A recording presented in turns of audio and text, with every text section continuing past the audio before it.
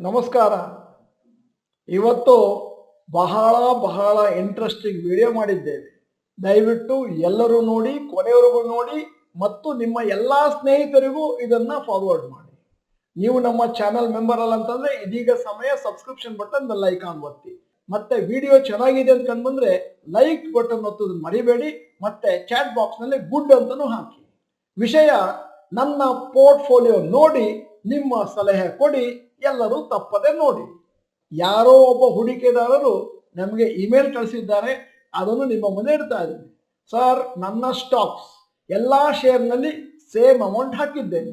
ಷೇರುಗಳ ಹೆಸರು ಹೀಗಿದೆ: SBI, coal India, ONGC, IOC, LIC, BEL, HAL, REC limited, PFC, RCF, RailTel, oil, NTPC, national aluminium, RFC, GICRE, HDFC bank, LTTS, Tata steel, HCL tech, SBI life, ICICI bank, TCS, Infosys, Nestle, Tata power, Reliance industry, HDFC life, CL, SEL, Jyothy labs, power grid, Ujjivan bank, IDFC bank, Jio financial, happiest mind, Zensar technology, fin cable, CDSL, Raj industries, Nippon AMC, APL Apollo, Concor, Hindustan zinc, 361, UTI AMC, IEX, Ashok Leyland, Torrent power, HPCL, BPCL, PNB,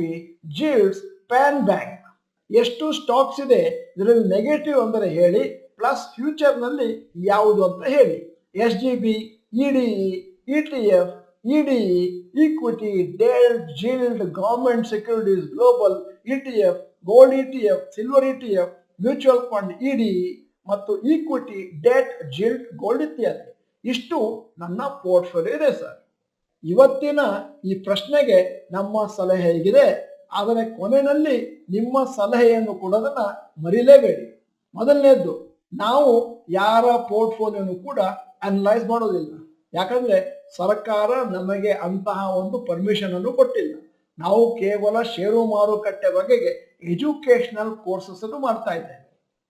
ಈ ಪ್ರಶ್ನೆ ನಮ್ಮ ಮುಂದೆ ಬಂದದ್ದರಿಂದ ಅದನ್ನು ನಿಮ್ಮೊಡನೆ ಹಂಚಿಕೊಳ್ಳೋದ್ರಿಂದ ಎಲ್ಲರಿಗೂ ಒಂದಷ್ಟು education ಸಿಗುತ್ತೆ ಅನ್ನೋ ಉದ್ದೇಶದಿಂದ ನಾವು ಇವತ್ತು ವಿಡಿಯೋನ ಸೃಷ್ಟಿ ಮಾಡಿದ್ದೇವೆ. ಡಾಕ್ಟರ್ ಭರತ್ ಚಂದ್ರ ಚಾನೆಲ್ ಅಲ್ಲಿ ಇರುವವರು ಮತ್ತು ಡಾಕ್ಟರ್ ಭರತ್ ಚಂದ್ರ ಗ್ರಾಜ್ಯುಯೇಟ್ಸ್ ಬಹಳಷ್ಟು ಬುದ್ಧಿವಂತರು ಮತ್ತು ನಾಲೆಜಬಲ್ ಪರ್ಸನ್ಸ್ ಇರ್ತಾರೆ.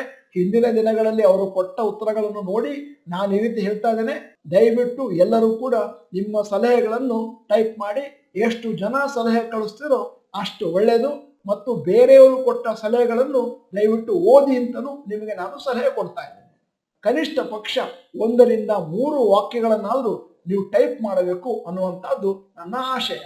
ನಮಸ್ಕಾರ.